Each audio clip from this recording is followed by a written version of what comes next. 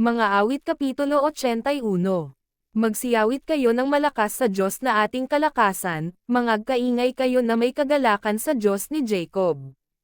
Magsiyawit kayo at dalhin ninyo rito ang pandereta, ang masayang alpasangko ng salteryo.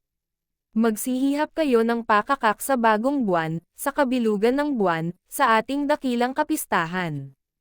Sapagkat pinakapalatuntunan sa Israel, ayos ng Diyos ni Jacob.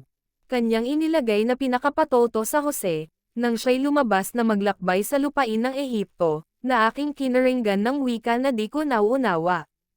Aking inihiwalay ang kanyang balikat sa pasan, ang mga kamay niya'y napabitiw sa luwelang. Ikaw ay tumawag sa kabagabagan, at iniligtas kita, sinagot kita sa lihim na dako ng kulog, sinubak kita sa tubig ng Meriba.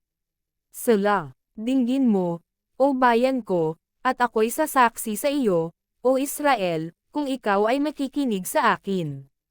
Hindi magkakaroon ng ibang Diyos sa iyo, at hindi ka man sasamba sa anumang ibang Diyos.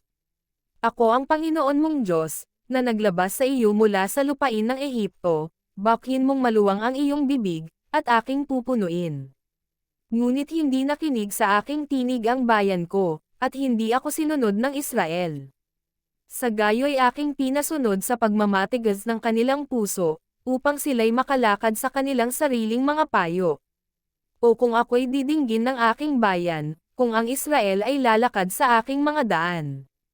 Aking pasusukuing madali ang kanilang mga kaaway, at ibabalik ko ang aking kamay laban sa kanilang mga kaaway. Ang mga mapagtanim sa Panginoon ay magsisisuko sa Kanya, ngunit ang kanilang panahon ay mananatili kailanman. Kanya ring pakakanin sila ng katabaan ng trigo, at ng pulot na mula sa bato ay bubusugan kita. Mga awit Kapitulo 82. Ang Diyos ay tumatayo sa kapisanan ng Diyos, siya'y humahatol sa gitna ng mga Diyos. Hanggang kailan magsisihatol kayo ng kalikwan, at magsisigalang sa mga pagkatao ng masama? Sela, hatulan mo ang dukha at ulila, gawan mo ng kaganapan ang napipighati at walang nagkakandili. Sagipin mo ang dukha at mapagkailangan, iligtas ninyo sila sa kamay ng masama. Hindi nila nalalaman, ni nauunawa man, sila'y nagsisilakad na parot-par ito sa kadiliman, lahat ng patibayan ng lupa ay nanggakilos. Aking sinabi, kayo'y mga Diyos, at kayong lahat ay mga anak ng kataas-taasan. Gayon may mangga mamatay kayong parang mga tao, at manggabubuwal na parang isa sa mga pangulo.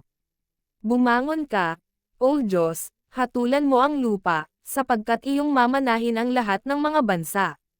Mga awit Kapitulo 83. O Diyos, huwag kang tumahimik, huwag kang mapayapa, at tumiwasay, O Diyos. Sapagkat narito, ang mga kaaway mo'y nanggugulo, at silang nangagtatanam sa iyo ay nangagtaas ng ulo. Sila'y nagsisitanggap ng payong may katusuhan laban sa iyong bayan, at nangagsanggunian laban sa iyong nangakakubli. Kanilang sinabi, kayo'y par ito, at atin silang ihiwalay sa pagkabansa, upang ang pangalan ng Israel ay huwag nang maalaala pa. Sapagkat sila'y nangagsanggunyang magkakasama na may isang pagkakaayon, laban sa iyo ay nangagtitipanan.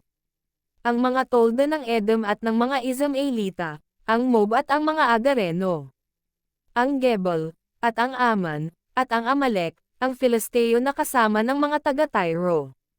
Pati ng Assyria ay nalalakip sa kanila, kanilang tinulungan ang mga anak ni Lot. Gumawa ka sa kanila ng gaya sa Madianita, gaya kay Sisara, gaya kay Jaban, sa ilog ng Sisen. Na nangamatay sa Endor, sila'y naging parang dumi sa lupa. Gawin mo ang kanilang mga Maginoo na gaya ni Oreb at ni Zeb, oo, lahat nilang mga pangulo ay gaya ni Zeba at ni Zalmuna. Na siyang nagsipagsabi, kunin natin para sa atin na pinakara ang mga tahanan ng Diyos. O Diyos ko, gawin mo silang parang ipoy-pong alabok, parang dayami sa harap ng hangin. Parang apoy na sumusunog ng gubat, at parang liyab na nanunupok ng mga bundok, kaya't habulin mo sila ng iyong bagyo, at pangilabutin mo sila ng iyong unos, lipyusan mo ang kanilang mga mukha ng kahihiyan, upang hanapin nila ang iyong pangalan, O Panginoon, manggapahiya sila at manganglupaypay magpakailanman. Oo, manghahiya sila at manggalipol, upang kanilang maalaman na ikaw lamang, na ang pangalan ay Jehovah, ay kataas-taasan sa buong lupa.